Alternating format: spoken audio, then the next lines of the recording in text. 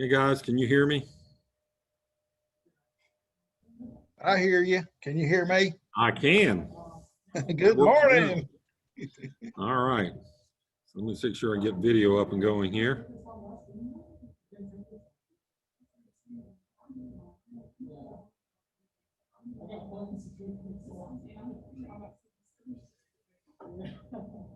I'm gonna wait to see if I can reduce the glare on the board.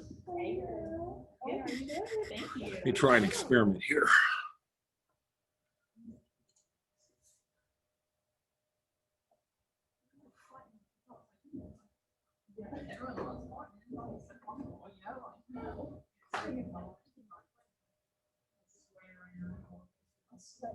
Reduce the glare, not a whole lot. Let me do it the other way around.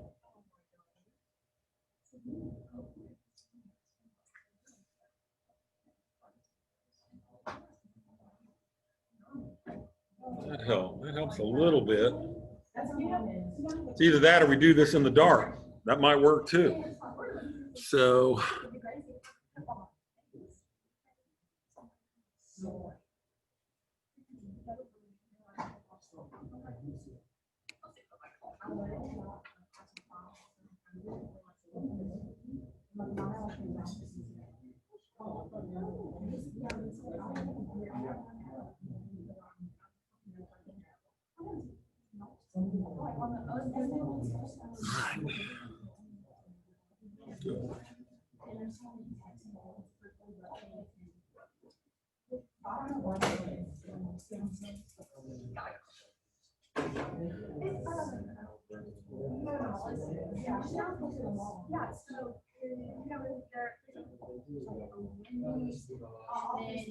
So you go, like, if you're out a lot, instead of turning left, you go to the far left, turn left, and you go down to this bit. And it's where all your way back to school, or RFC, we very security, and now it's the water.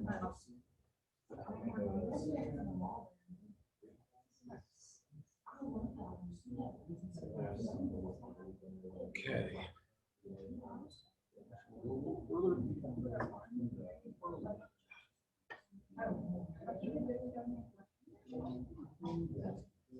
Excellent. Okay.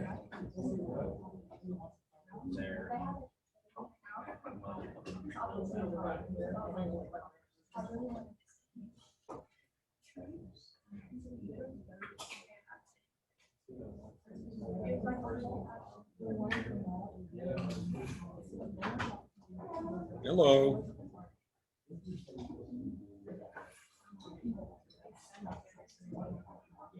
I like your mask. I've been thinking about putting lips on some, getting a little device that goes in there so I can just make my lips move with my mask. People complain, he goes, you know, you put the mask on and not only do I have trouble hearing you, but I can't even read your lips. So it becomes a problem.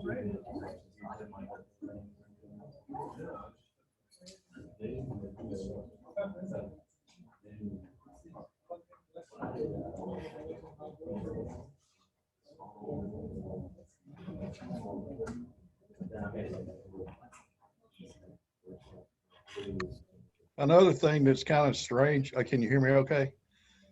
With the mask on, when you're talking to people and you say something humorous to maybe bright up their day a little bit, you can't tell if they smile or if they're sitting there stone face. You're like, or vice versa. Yeah, you also have to get used to making really exaggerated eye movements. Exactly. So how was your assignment that you're working on? How'd that go?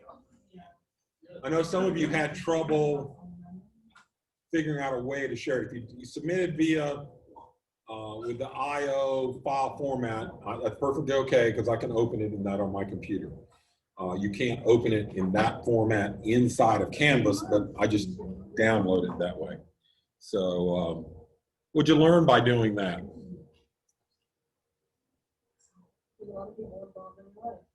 There's a lot of people who are vested in your life. Yes, there are.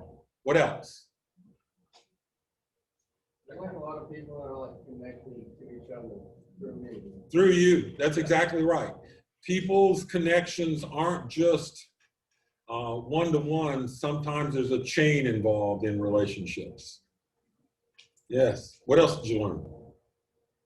Got a lot of old friends I need to call. I ain't talked to them in a minute. Yeah. Find a way to connect to them. You might have to get on Facebook. No, not with your friends. So, but not for, it is true with my friends, but it's not true with necessarily with yours. Yeah, find a way to connect. Reminds you that you want to connect. It's actually easier today to connect with people than it's ever been, but we're all so bad at it, generally. We're busy. We get super busy and we kind of forget about those connections. What else did you learn from the exercise? You had different domains of which people are connected to you.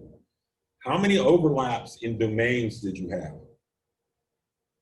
So you have family domain, but how many of those fall into Carson Newman Associates? Probably a small number, unless your parents were here somehow recently. What about, some of you use colors, symbols to differentiate the different domains, which was great. But the one thing, and I didn't tell you to do this, was that you could interpret what those colors mean and those symbols mean to you pretty easily. But when I'm looking at them, I see, oh, you got these people in blue and these people in yellow. I don't know what that means. So you need to put a key on a document like this. It wasn't a requirement this time, but as we go forward, that will be a requirement. So you'll tell me what the colors are supposed to mean. Sometimes even the shapes, if the shapes aren't commonly known. So that'll be a big deal. All right, so let's go ahead and get started. Today I want to start on the dimensional analysis class. And so anybody notice on your speedometer that you got on your car? You know, that's how it's spelled anyway. Your speedometer.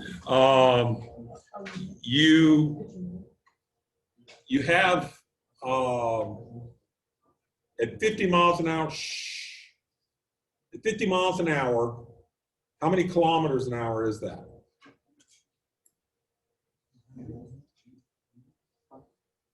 I'm sorry? 100 is not right, 80 is right. So when you're looking at your dial, it goes 50 and 80 depending upon kilometers per hour and miles per hour.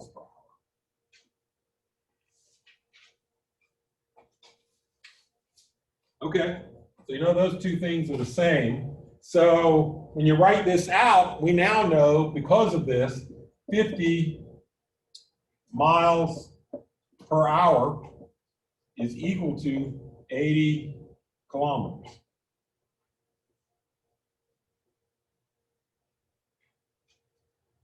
Does that seem like a revelation? That's actually that's strictly math. That's a reflexive property. If we say two things are the same, they are equal to one another. Okay? So it's like saying 1 is equal to 1. Even though this is 50 and this is 80. Units aren't the problem here. So if I want to simplify this, I can say, oh, they're both hours. I can take the hours out because they're the same. So now I can come down and I can say 50 miles is equal to 80 kilometers. And I can do that because 1 hour is equal to 1 hour on both of those. I can multiply this through and I get this response. This is still 1, this is still 1. And I can reduce this further to saying 5 miles is equal to 8 kilometers.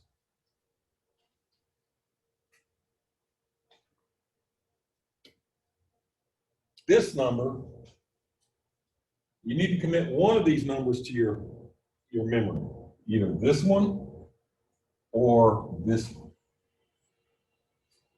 So we're going to make a list of things you need to memorize. 5 miles is equal to 8 kilometers. I don't care how you get there. Pretty straightforward. Everybody get that? All right. So we're gonna extend this a little bit.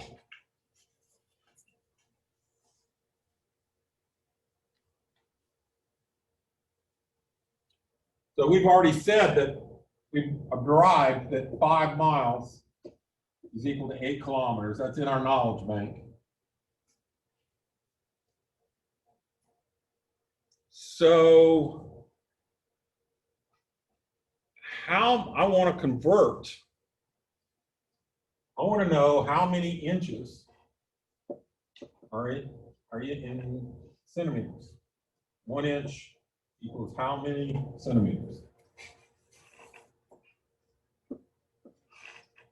Wow, now we're going back to 5th grade math, but we're doing it a different way. I'm using this as an example. We're building on it. There's not a lot here that you have to memorize. If you grew up in the US, you know certain things. How many feet are in a mile? How many? 5,280 feet in a mile. You know, that you go back and look, you go, why? I don't know. That's one you have to commit.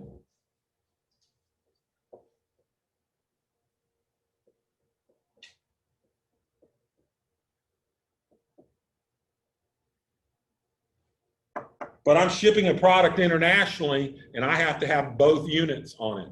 Matter of fact, I did this. We were cutting fibers to a certain length, custom cut for customers, and in a company that I work for, and we would cut it everything from 1.5 inches for making federal bills, money, and there are very special fibers that had to be included, all the way down to 1/8 of an inch. But if I'm shipping internationally to anywhere else in the world, I have to put this in metric units. And so we've got to be able to convert this. You have to, as an operations manager, have to be able to do this pretty easily. You don't have to memorize the entire scale of how to do these things, but the thinking process for being able to convert these is a useful tool for learning dimensional analysis for what we're going to do in this class. So this is what I want the answer to look like. It's going to look like this. It's going to be in centimeters. That's the question, right? So I'm going to come over here. So I'm going to come over and I'm going to say centimeter, I'll put a question mark, centimeters, and this is really per inch. And anytime you have a fraction in this methodology, you put it 1 over it. So you know that, okay? So in all the information that we have, you come up and you put a line because you're mirroring what's here. We want to get rid of this number right here. So we're going to put it up here. What do we have that has inches in it of the knowledge that you have right now? Up here.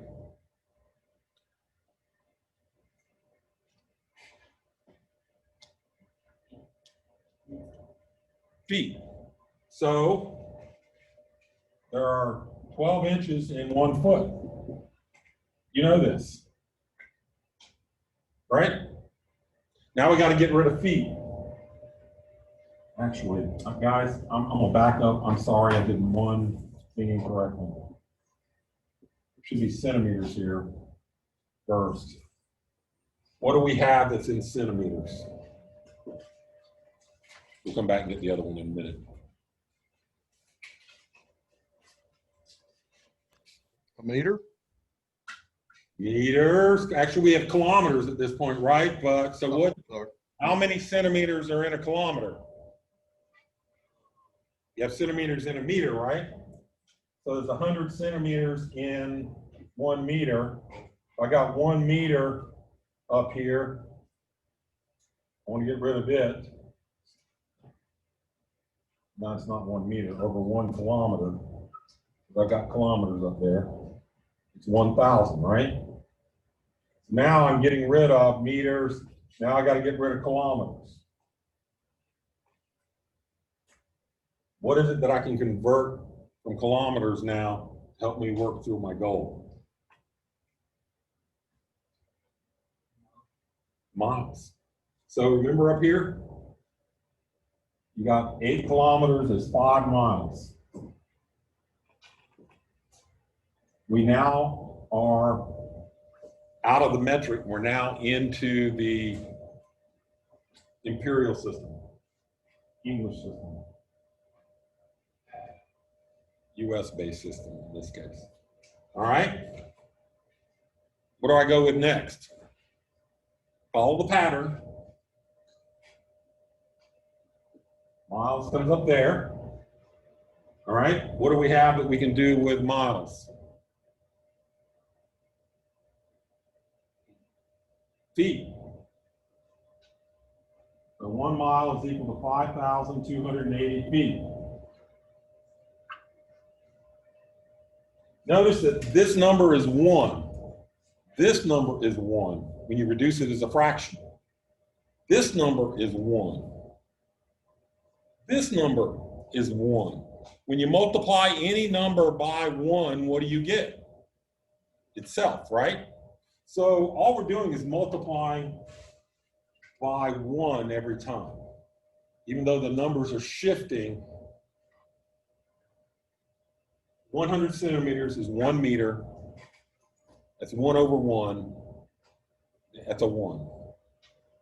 1,000 meters is 1 kilometer. 1 over 1, that's 1. 8 kilometers over 5 miles, that's a 1. 1 mile is 5,280 feet, that's a 1.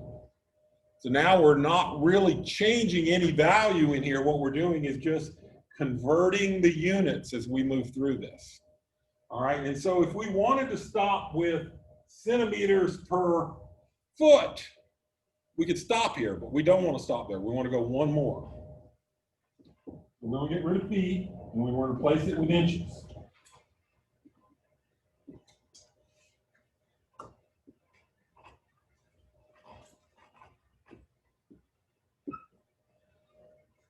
So the 2 units I end up with are centimeters on top. Look at the answer. Centimeters on top and inches on the bottom. That's all I've got left. All you got to do now is do the math. That's what your calculator's for. Who knows the answer? Huh? 1.2? No. Answer is, if I remember right, it's a long decimal, but it's 2.54 something centimeters per inch.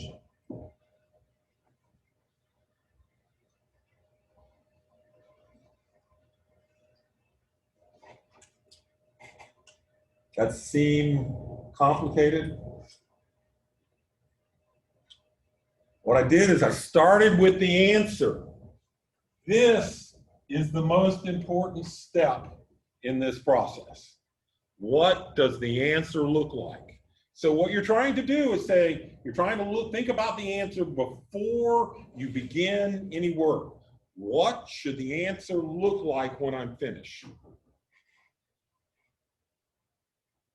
And it doesn't matter if you don't really have a feel like that. We're going to have some problems that are going to deal with light speed. Those are big numbers, and you don't really have a feel for what they should look like, but the process is the same.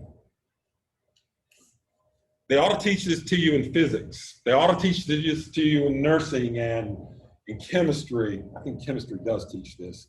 But I taught this to my wife when she was a brand new nurse out of college, her second full-time job. We were living in Columbus, Ohio, and we hadn't been married very long, maybe a year. She was working in the intensive critical care unit in a hospital. The policy the hospital had a policy that if, as a nurse, you gave an incorrect dosage of a medication to a patient, if that happened 3 times, you were fired. Seems pretty reasonable from a patient's point of view, right? Okay, here's the problem. They come in and they say, oh, the doctor prescribes the medicine in micrograms per kilogram of the patient. That has nothing to do with how the medication is applied to the patient. You have to go through a process and make a calculation and get this right. And the nurses on her floor were making errors every day, which is a life-threatening situation. She actually had 2 nurses fired off of her floor. So she said, is there a way that we can fix this? And so I taught her this method. And then they actually had me come in. She worked not far from where I work. And I took an extended time and went down to her, and I actually put on a little thing that we're learning right now to make this. They went from an average of 11 errors per year to 0 for the next 14 months.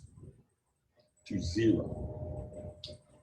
If you rely on the methodology, it will work really well for you. Now, they were making repetitively the same type. I forgot to tell you, some drugs are in different units. They're not all in micrograms. Some are in milligrams. Some are in milligrams per kilogram of the patient. And if you're using like an IV, it's actually grams per kilogram. And then you have a rate that it's supposed to be given too. So you've got to include all of this. So it becomes a fairly complex problem, and if you're just trying to work it out in your head, you're going to make mistakes. This way, you can say, oh, I can do this. I don't know what it's going to look like, but I can do the approach to make this work out.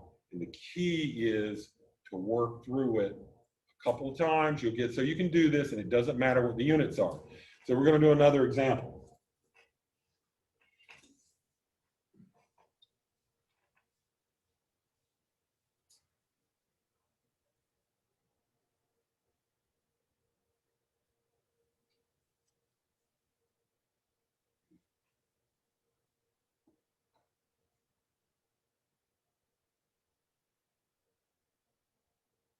We're going to go back to our faithful 55-gallon drum.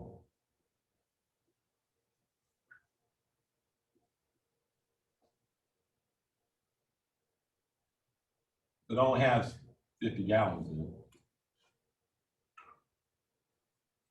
We'll go 50 gallons of product. Doesn't matter what it is right now.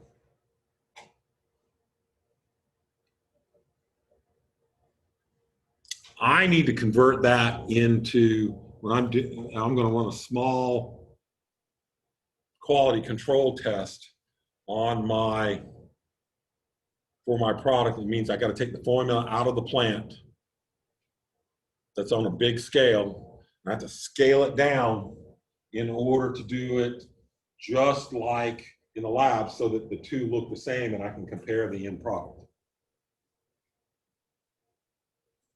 So the question is, how do I know how much to apply? You can apply ratios.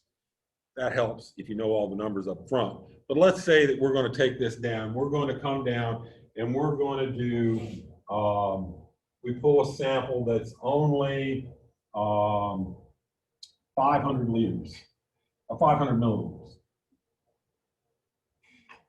That's our sample size.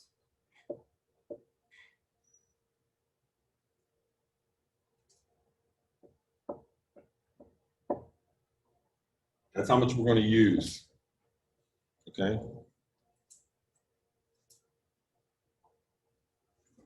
But we use 50 gallons in every batch that we do. So the question is, what's the equivalency? So you're pulling it down. So what we're going to do is, the answer is how many to make it equivalent. We're going to say we were using, I think we're using 50 pounds of solid, and we're going to scale down. I want to know how many pounds of solid over here to add to it. And this is going to be in grams.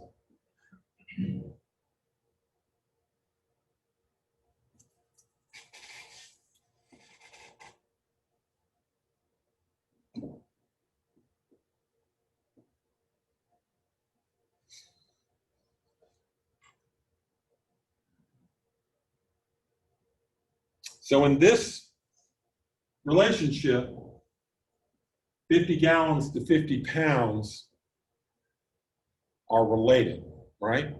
We know that because that's the batch size. 50 gallons and 50 pounds feel very much the same. You cannot make those two things equal. You can do some math related to this, but you can't do it that way. So what we have to do is convert everything to similar units for comparison purposes. You can't go from a gallon to milliliters. You can't say, oh, it's 50 gallons, let's just do 50 milliliters and we're good. It doesn't work that way. So the question is, let's start with the gallon side. Let's get that into a liter format, okay, or at least a milliliter format. So how do we determine what a milliliter is?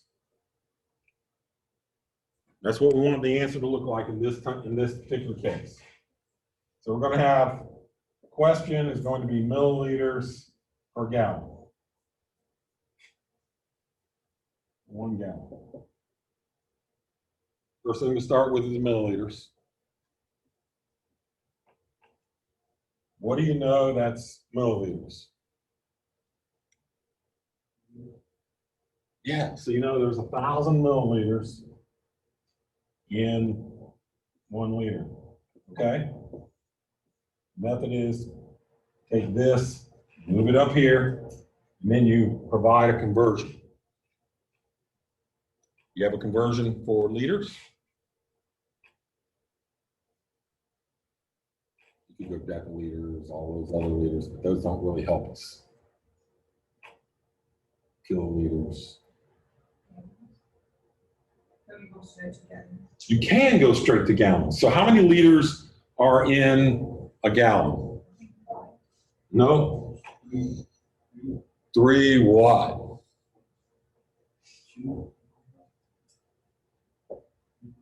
Nope. Look it up. Look it up. It's actually more complicated. This is 3.78. See what now? 3.78. 3.78 is correct. So 3.78 liters per gallon. That's for US gallons. If you go to imperial gallons, which are Canadian and UK, it's 4 liters. To add confusion. Okay? So we now know that we have 3.78 liters over 1 gallon. Oh, wait, that's where we want to end up. But let's say we just go here, here, the units line up. All we got to do is do the math.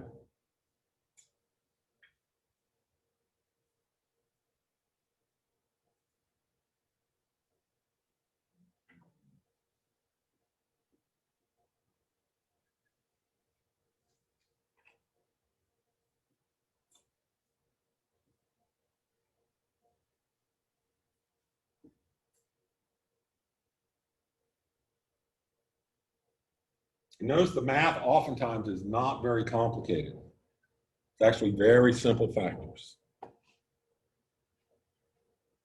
Okay, so now we have this answer. All right. Now, let's look at the next answer we want. We've got pounds and we've got to go to grams. So we've got grams, and that's supposed to be the question mark, over 1 pound.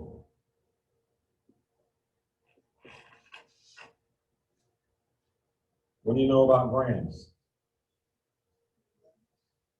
You know kilograms. Yeah, so you know there are kilograms, so you've got 1,000 grams in a kilogram. And you do have to know this relationship. You should all know that anyway. Over 1 kilogram. So what do we know about kilograms? There are 2.2 pounds in 1 kilogram.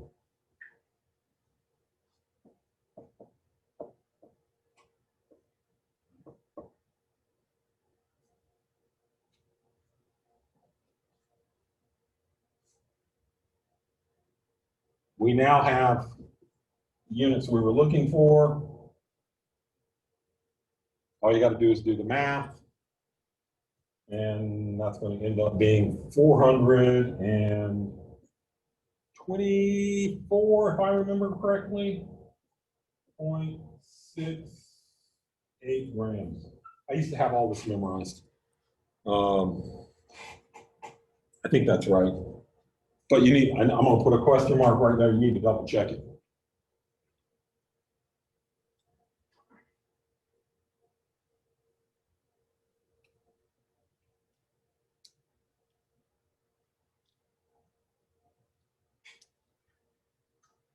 What did it turn out to be?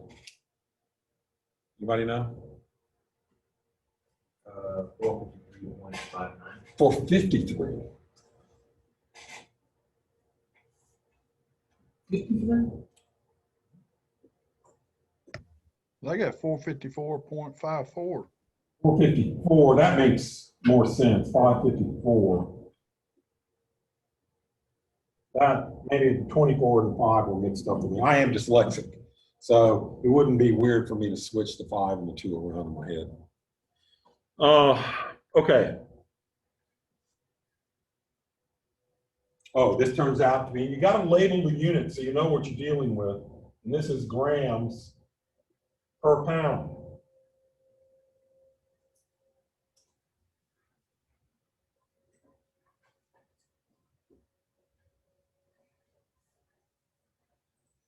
You could memorize this number, the 454 number, or you could memorize the 2.2 number. That's what I memorize to keep up with it.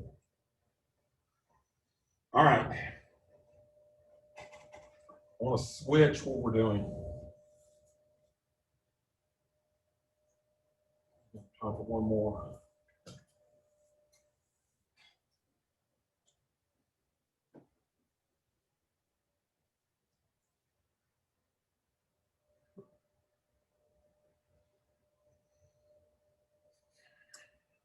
You have a production plant that you have opened in Mexico.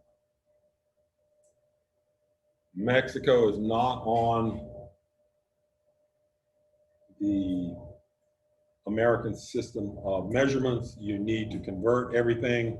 You don't want to leave everything up for the workers to calculate. You want to make sure that you do that for them. So your formula requires 100 pounds sand, 75 pounds of polymer. We're just going to call it that. I'm not going to try to be specific. And we're going to add 50 gallons of water. Convert this to metric.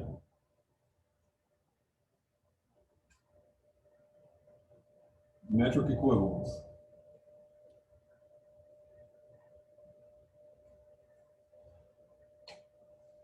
There are 3 calculations there. So decide on what the answer should look like first. What should the answer be? So 100 pounds, whoops, the first one and the second one actually, probably ought to be in kilograms. Grams wouldn't necessarily make, you could do grams, but grams is a big number. Kilograms makes more sense. And the last one ought to be in what? In the metric system. What's volume in the metric system? Liters, maybe? Liters. So, actually, if you're doing scientific notation, it's actually cubic meters, but we're just using liters here. So convert 50 gallons to liters, convert the other 2 to kilograms. Go ahead and do that.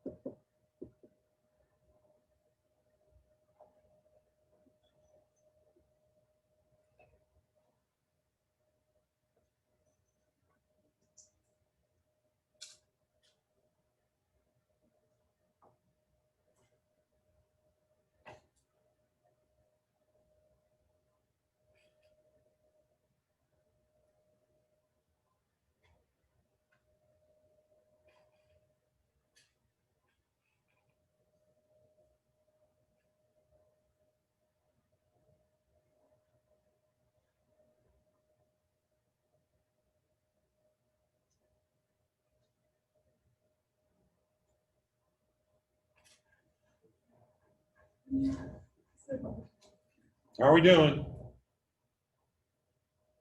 Everybody seems to still have their heads down working on it.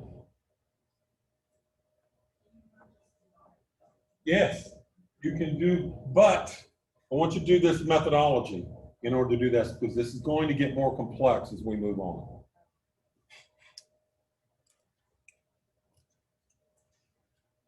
I'm teaching the principle today, but you're right. And most of us try to take the shortcut. But if you do this shortcut, as the problems get more complex, you will either become confused or you'll simply get the wrong answer. These are fairly simple problems.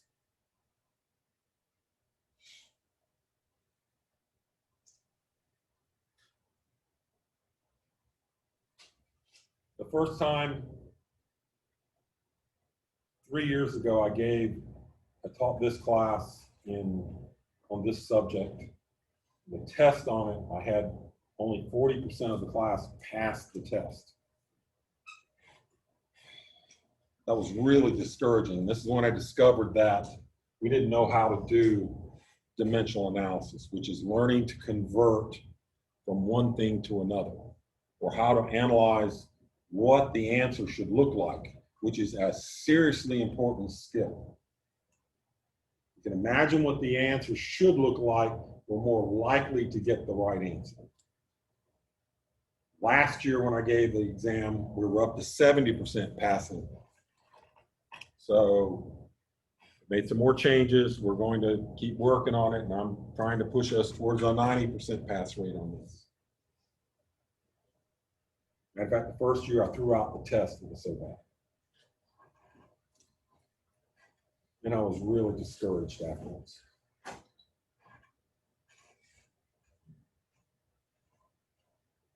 So the test will consist of 10 problems. One might be this simple. And a series of conversions. This is 4 of the conversions you have to know.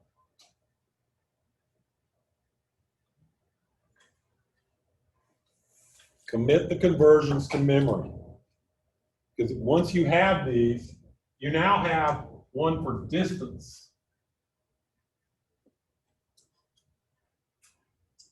Actually, you have 2, but one you should already know. I put this up for our international students. This is volume, and this is weight or mass. It's actually mass, but it's mass on the kilometer side, on the kilogram side, and on the English unit, it's weight. They're only the same inside of Earth's gravity.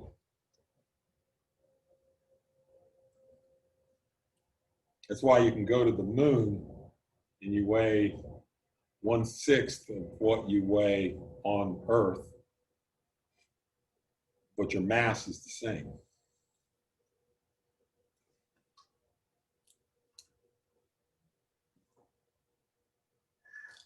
So you'd still be the same number of kilograms, but you would have a different body weight.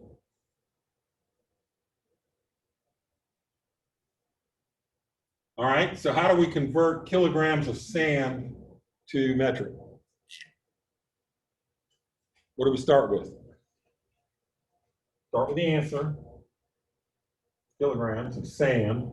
And I'm putting sand on here because we have more than one item up here that has kilograms on it. So let's not make a confusion, create a confusion because of it. So what do we know that has kilograms in it? I can't hear. I can't read lips either. So you've got this, right? 1 kilogram is going to be 2.2 pounds.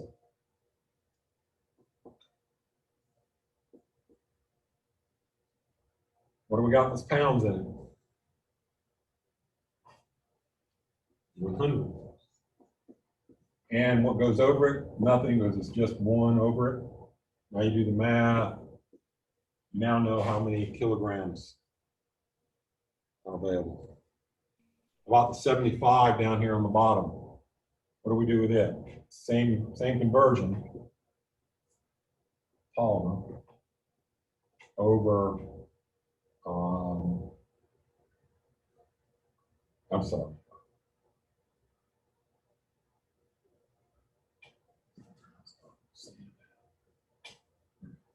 So it's 1 kilogram over 2.2 pounds times 75 pounds of polymer. Do the math. Now you got kilograms of polymer. You know what's going on. How about liters? Liters of water. What do we know?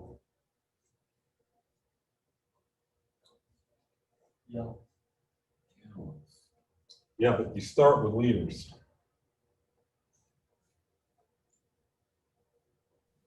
One liter equals 2.2, I'm sorry, 3.78, no, 3.78 liters equals 1 gallon, something like that. And the gallons up. Now what do we got? We go up, you pick up the 50 gallons. All you gotta do is do the math. Do the arithmetic. This is gone, you're left with only liters.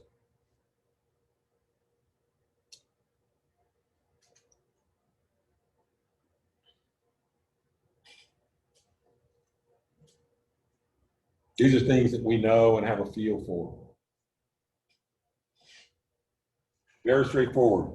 When we meet again on Monday, we'll start adding complexity to this, where you're really having to work to get to the answer. Your test will be 10 questions, and you'll have a series of questions about conversion units, and then you have to answer the other problems. And I think there are 5 problems on the test, all that to be finished within the class period. No, it's when we get done with this unit. Okay, I will move the date on that.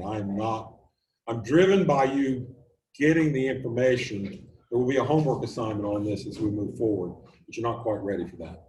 Okay? Guys, I hope you have a great weekend, and I will see you on Monday. Bye-bye.